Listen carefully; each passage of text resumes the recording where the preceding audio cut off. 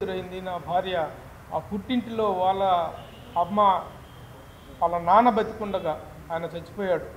వాళ్ళ నాన్న బతికుండగా కూడాను ఒక డిస్పారిటీ, ఆడపిల్ల వేరు మగపిల్లాడు వేరు అనేటువంటి ఆ డిస్పారిటీని మొదటి నుంచి చూపించేవాళ్ళు. నాన్న వాళ్ళని వదిలేసేయి, మనకెందుకు, మన జీవితం మనం హ్యాపీగా ఉన్నాం, మన పిల్లలు హ్యాపీగా ఉన్నారు, ఎందుకు వాళ్ళ గురించి ఇది చేస్తావని చెప్పేసి ఎంతగానో చెప్పినా సరే తను వాళ్ళ అమ్మ ఒక సందర్భంలో మాట్లాడినటువంటి ఒక దుర్భాషని తట్టుకోలేక, ఒక సందర్భంలో ఆస్తి పంపకాల విషయంలో అంత ఆస్తి మొత్తం కొడుకు పేరు మీద రాశాడు వాళ్ళ నాన్న.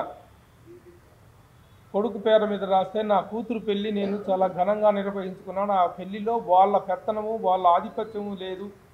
సినిమా ప్రముఖులందరూ వచ్చేసి సినిమా ఇండస్ట్రీ మొత్తం నా కూతురు పెళ్ళికి వచ్చేసారు.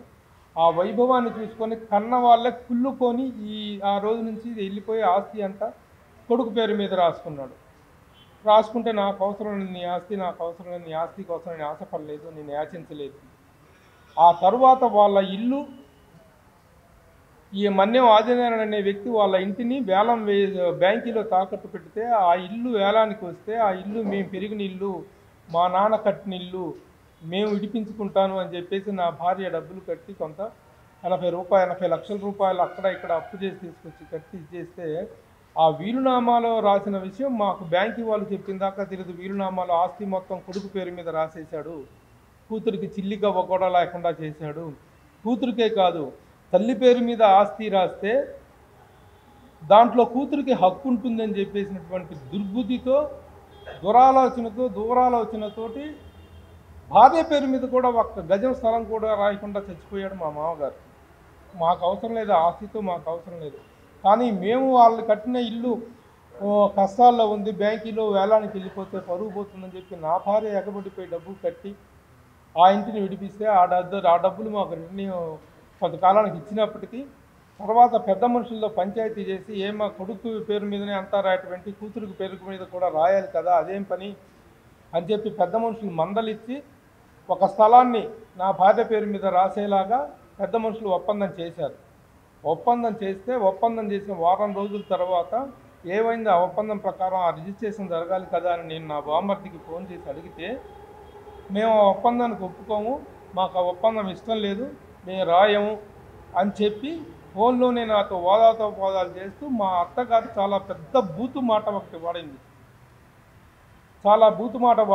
మంది సొమ్ము డాష్ డాష్ అంటూ చాలా బూతు మాట వాడటంతో ఆ మాట విన్న దగ్గర నుంచి నా భార్య విపరీతమైన మానసిక క్షోభకి గురయ్యి, నేను మందికి పుట్టితే ఎవరికి పుట్టాను, నేను మందిని అయితే నేను ఎవరికి పుట్టాను అనేటువంటి పాయింట్ని ట్రిగ్గర్ చేసుకొని ఇక ఎన్ని విధాలుగా తనను సముదాయించడానికి ప్రయత్నించినా తను కన్విన్స్ కాలేదు. ఆ మానసిక క్షోభ ఈ రోజున తన ఆత్మహత్యకి కారణమైంది. ఇది జరిగిన వాస్తవం. ఏదైనా అడిగితే వాళ్ళు చెప్తుంది ఏంటంటే 3 రోజులు హాలిడే వచ్చింది, లీగల్ ఒపీనియన్ తీసుకుంటున్నాము. ఈ కేసులో లీగల్ ఒపీనియన్ చాలా అవసరము కాబట్టి లీగల్ ఒపీనియన్ తీసుకొని మేము చేస్తాము. మధ్యలో సెలవులు హాలిడేస్ వచ్చింది, త్వరలోనే చేస్తాము. త్వరలోనే ఏం అరెస్ట్ చేస్తారని ఇప్పుడు చెప్పక త్వరలో ప్రయత్నిస్తామని చెప్తున్నారు పోలీసులు, పంజాగుట్ట పోలీసులు. మాదాపూర్ పోలీసులేమో వాళ్ళు కూడా స్టేట్మెంట్ తీసుకొని ఇక్కడ పోలీసులకి ఎక్స్చేంజ్ చేసినట్లున్నారు, కేసుని ఇటు బదలాయించినట్టు ఉన్నారు. సో కేసు అనేటువంటి ప్రస్తుతం పంజాగుట్ట పోలీస్ స్టేషన్లో నడుస్తుంది. కానీ మా ప్రధానమైన డిమాండ్ రెండేనండి. తను సూసైడ్ నోట్లో వ్యక్తం చెప్పిన పేర్లు ప్రకారం వాళ్ళని అరెస్ట్ చేయాలి, వాళ్ళ మీద చర్యలు తీసుకోవాలి. అది అరెస్ట్ అంటారా, అరెస్టో ఏంటి, పోలీస్ యాక్షన్ ఏంటనేటువంటిది కావాలి. జమ్ముగాని వరలక్ష్మి, జమ్ముగాని దుర్గాప్రసాద్, జమ్ముగాని అనురాధ, మన్యం ఆదినారాయణ, అతని తమ్ముడు చెల్లెలు, వాళ్ళ పేర్లు పేర్కొనలేదు. తమ్ముడు చెల్లెలు కొడుకు వాళ్ళ పేర్లు పేర్కొనలేదు, వాళ్ళ కుటుంబ సభ్యులు. వాళ్ళ మీద ఇమీడియట్గా యాక్షన్ తీసుకోవాలి. అలాగే ప్రజల క్షేమం దృష్ట్యా, జరుగుతున్న నేరాల దృష్ట్యా సీసీటీవీ కెమెరాలు అనేటువంటివి ఎక్కడా నగరంలో ఎక్కడా పనిచేయటం లేదనేటువంటి దానికి ఇదే ఒక ఉదాహరణ. వాళ్ళే పోలీసులే చెప్పారు, దాదాపు ఆ చుట్టుపక్కల 60-70 కెమెరాలు ఉండండి, 30 కెమెరాలు కూడా పనిచేయటం లేదండి. నేను ప్రెస్ మీట్ పెట్టి ఈ విషయాన్ని ఉన్నతాధికారుల దృష్టికి తీసుకెళ్తాను, అని చెప్పి నేను పంజాగుట్ట మాదాపూర్ పోలీస్ వాళ్ళతో చెప్తే చెయ్యండి సార్, ఆ పని చేయండి, మమ్మల్ని ఏం చేయమంటారండి, మీరు ఆ పని చేస్తా అన్నా జరుగుతుందేమో.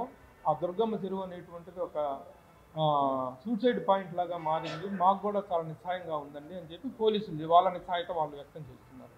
కాబట్టి ఆ విషయాన్ని పోలీసుల దృష్టికి, ఉన్నతాధికారుల దృష్టికి తీసుకెళ్ళటం ఒక డిమాండ్ అయితే, వీళ్ళని శిక్షించాలనేటువంటిది మొదటి డిమాండ్.